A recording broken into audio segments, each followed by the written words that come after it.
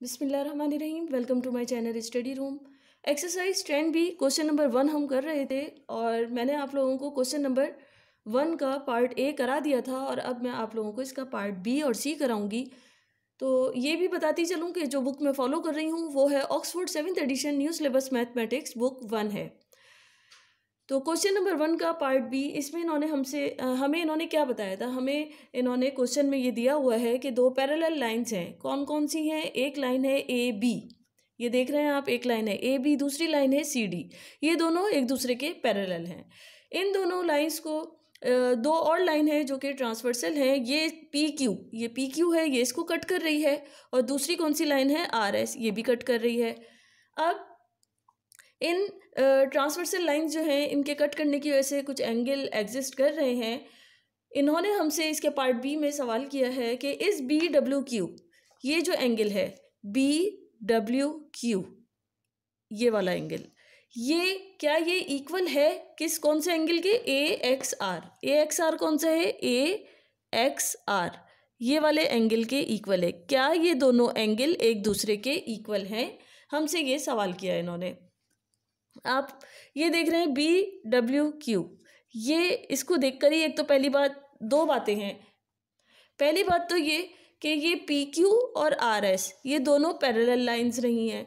तो अगर ये पैरेलल होती हैं तो हम कह सकते थे कि ये एंगल्स इक्वल हो सकते हैं, मगर इधर क्या है कंडीशन? एक तो ये दोनों पी क्यू और आर एस पैरेलल लाइंस नहीं है, और दूसरी बात ये, आप इसको देखकर ही आइडिया लगा सकते हैं कि बी डब्ल्यू क्यू ये वाला जो एंगल है ये 90 से अबव है। तो ये 90 से अबव होने की वजह से ये ऑब्ट्यूज एंगल है। और अगर मैं इसको इससे कंपेयर करती हूँ ए एक्स आर से, तो ये जो है ये 90 से बिलो है, इसका जो एंगल बन रहा है। तो हम ये दोनों इक्वल तो वैसे भी देखने में ही लग रहे हैं, इक्वल नहीं है। और दूसरी बात ये कि ये दोनों लाइंस पैरेलल नहीं हैं, ये इसलिए दोनों एंगल्स इक्वल नहीं हो सकते। तो हम इसका आंसर क्या लिख सकते हैं कि no, B W Q is not equals to A X R. क्यों? क्योंकि as P Q is not parallel to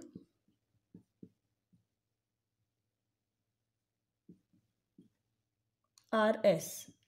ये दोनों लाइंस एक दूसरे के पैरेलल नहीं हैं, इसलिए इनके एंगल्स भी इक्वल नहीं हो सकते। ये B W Q and A X R ये दोनों इक्वल नहीं हैं। अच्छा, अब हम इसी क्वेश्चन नंबर 1 का पार्ट सी कर रहे हैं। इसमें इन्होंने वही फिगर है और इसको देखते हुए इन्होंने हमसे कहा है कि is the sum of D Y P and C Z R equal to 180 degree, explain your answer.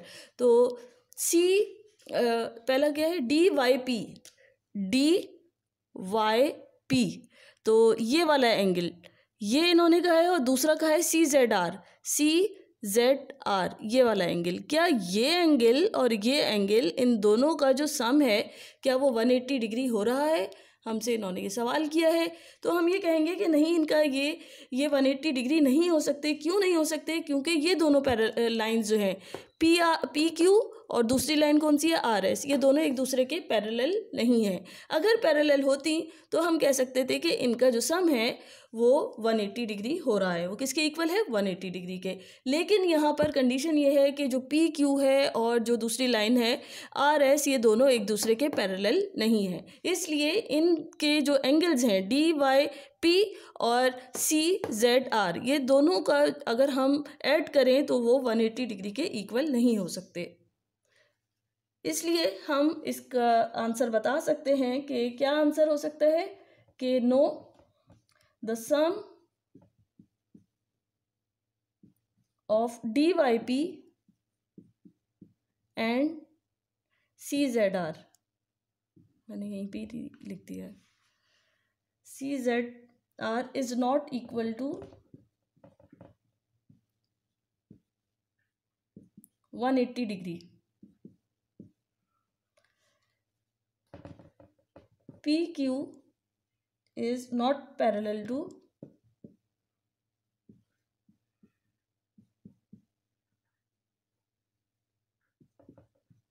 Are S, ये दोनों P Q and R S parallel नहीं है, इसलिए इनके साथ में जो एंगल बन रहा है डी वाई पी और सी जेड आर, इनको जब हम ऐड करेंगे तो वो 180 डिग्री के इक्वल नहीं आएगा। तो मुझे उम्मीद है आप लोगों को बहुत अच्छी तरह समझ में आ गया होगा। फिर भी कोई कन्फ्यूजन है तो आप लोग मुझसे पूछ सकते हो। मेरे चैनल को लाइक करना, शेयर करना, सब्सक्राइब करना नहीं भूलें। Thank you.